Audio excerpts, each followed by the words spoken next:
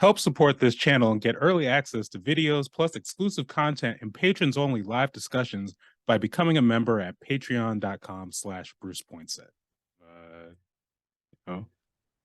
it's the little in-betweens that you got to do to make all the stuff work. Yeah. Similar to that, when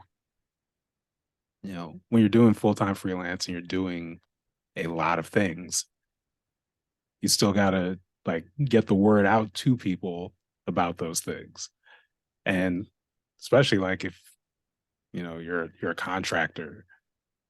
I found that some of that marketing burden falls even more on you just because it's not you're not like a salaried full-time benefits member of the machine. You just talk about what, as far as just what that looked like in terms of trying to, especially trying to let people know about workshops and online courses, whether during or especially pre-pandemic,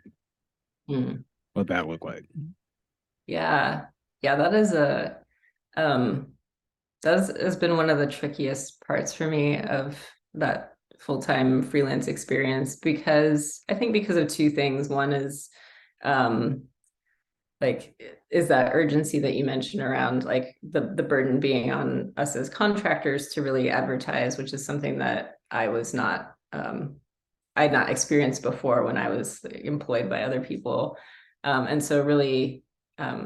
feeling this sort of sometimes urgency and sometimes anxiety about if I don't get a minimum number of participants in this, it's not going to happen, and then there goes my income for that month.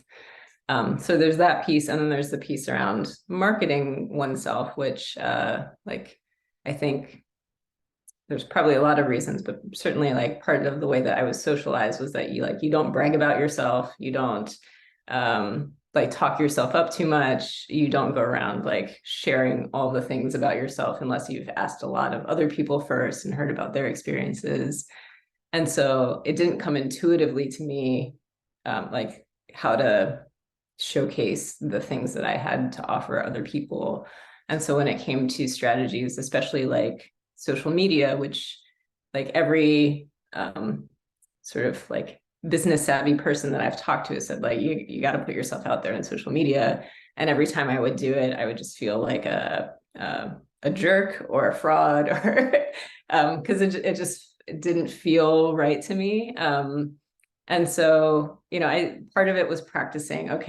just get myself comfortable with it, but also part of it was trying to figure out, well, what are some ways to showcase my skills in a way that feels a little bit more genuine to me. And so some of that was changing the way that I shared things on social media, so that it was more about my why it was personally meaningful to me, instead of here's what I can do. And some of it was also about I much prefer just sharing things among communities and talking to people that I care about, or that I feel invested in, and sharing what I have to offer with those folks, and hoping that they will if it matters to them, participate or spread the word somehow, and just share things a little bit more organically. And so I've been leaning on that more and more, and just sort of hoping that not hoping, but relying on my communities. And I think once I was able to sort of trust that that could work, it really was a game changer for me, because it felt like I could share things without it feeling fake, and also know that I would usually get enough people involved that I could run those classes or those workshops, and be able to sustain an okay income, which was important.